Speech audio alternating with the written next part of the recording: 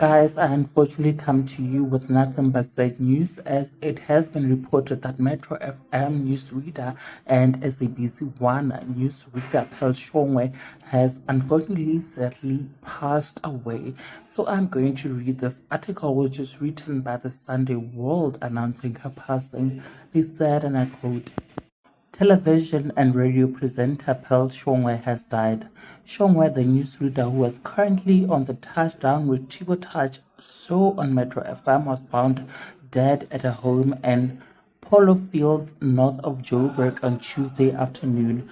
A source who did not want to be named for fear of reprisal said Shongwe, who was 35, was found dead by neighbors who alerted the police. The source said the police are on the scene trying to establish the cause of death. Another mole said the former SABC newsreader was found laying dead alone in her home. They said, at the moment, all I can say is that no injuries were found. It appears that she might have died of natural causes. She was found laying on her bed face down, said the source. Condolences to her family, you guys, and may her beautiful soul rest in peace.